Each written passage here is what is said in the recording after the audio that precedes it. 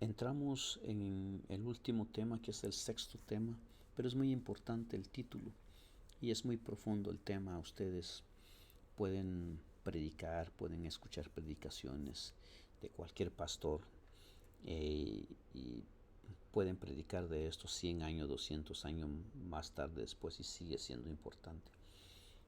Porque es palabra de Dios, palabra viva.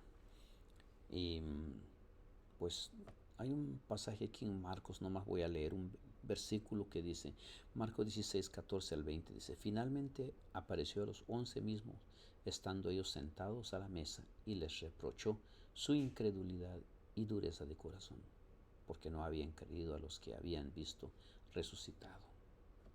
Pregunta, ¿qué dijo Jesús a sus discípulos cuando se les apareció y qué significa estas palabras para nosotros hoy? ¿Qué significa para nosotros hoy, hoy, hoy, hoy, hoy? Las primeras palabras dichas por Jesús a sus discípulos después de su resurrección solo aparecen registradas en forma de discurso indirecto en Marcos 16:14.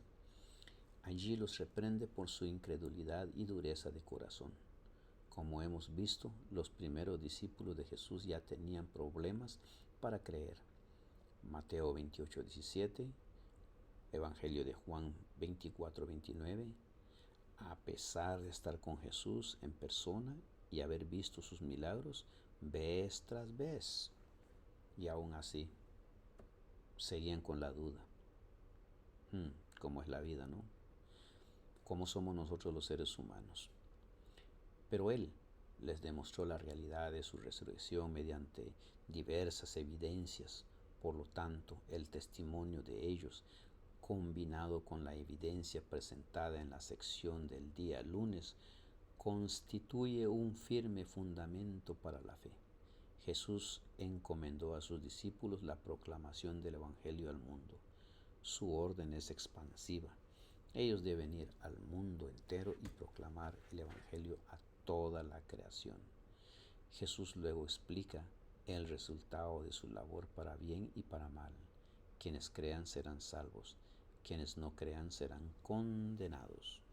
Jesús también describe las señales que acompañarán la obra de los discípulos. Expulsarán demonios, hablarán nuevos idiomas, serán protegidos de daños, sanarán a los enfermos. Algunas personas han interpretado erróneamente Marcos 16:18, que dice ahí, dice así, tomarán en las manos serpientes y si bebieren cosas mortíferas no les hará daño. Sobre los enfermos pondrán sus manos y sanarán. Como si aseverara que los cristianos deben demostrar su fe sosteniendo serpientes y venenosas en sus manos. Ninguna acción presuntuosa como esa es autorizada aquí. Lo que Jesús está describiendo es la protección del cristiano mientras participa en la misión, como ocurrió con Pablo mientras servía a otros. Hechos de los Apóstoles 28, 3 al 6. Obviamente, la Biblia no enseña que los cristianos serán siempre protegidos de todo daño. A veces Dios considera apropiado obrar un milagro para promover la causa del Evangelio. Pero a veces los cristianos sufren como consecuencia de su testimonio. En tales circunstancias su paciencia, perseverancia es para los incrédulos otra evidencia del poder de la fe. Luego, después de toda la obra que realizó aquí, fue recibido arriba en el cielo y se sentó a la diestra de Dios. Eso está en Marcos 16, 19. Jesús ascendió para sentarse a la diestra de Dios en lugar del poder supremo porque habría derrotado a todas las fuerzas del mal. Nota lo que dice el último versículo. Aunque ellos predicaron en todas partes, el Evangelio no fueron solos, y el Señor los ayudaba, confirmaba la palabra con las señales que seguían. Marcos 16:20, Evangelio de Marcos 16:20. Él estaba con ellos y promete estar con nosotros ahora mientras continuamos la obra que ellos comenzaron. Yo estoy con vosotros todos los días hasta el fin del mundo, según Mateo 28:20. Pregunta: ¿qué consuelo podemos recibir y deberíamos recibir de esta promesa a medida en que procuraremos también proclamar el Evangelio en todas partes? Pregunta. Vamos a leer aquí un comentario de la señora escritora White y dice así: Jesús había entendido varias veces descorrer el velo del futuro ante sus discípulos, pero ellos no se habían interesado en pensar en las cosas que él decía. Pero causa de esto, su muerte los había sorprendido y ellos recapitular el pasado y ver el resultado de su incredulidad se llenaron de tristeza. Cuando Cristo fue crucificado no creyeron que resucitaría. Él les había dicho claramente que se levantaría el tercer día, pero ellos, perplejos, deseaban saber qué querían decir. Esta falta de comprensión los dejó enteramente desesperados. En ocasión de su muerte quedaron amargamente chasqueados. Si hubieran querido las palabras del Salvador, cuánta tristeza hubiera podido evitar. Aplastados por el desaliento, la pena y la desesperación, los discípulos se reunieron en el aposento alto y atracaron las puertas. Fue allí donde el Salvador, después de su resurrección, se les apareció. Los Hechos de los Apóstoles, página 21 al 22. Antes de ascender al cielo, Cristo dio a sus discípulos su comisión. Vosotros habéis sido testigos de mi vida de sacrificio en favor al mundo, les digo.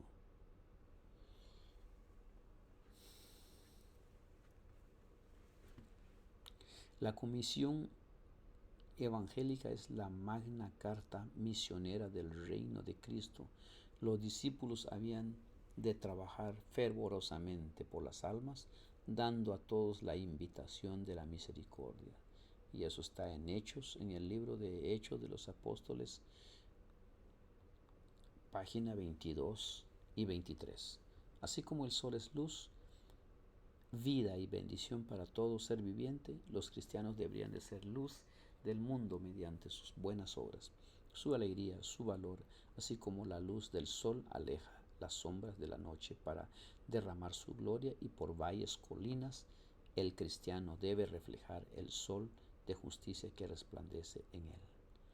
Ante la vida consecuente de los verdaderos seguidores de Cristo, la ignorancia, la superstición y la oscuridad desaparecerán, así como el sol disipa las sombras de la noche.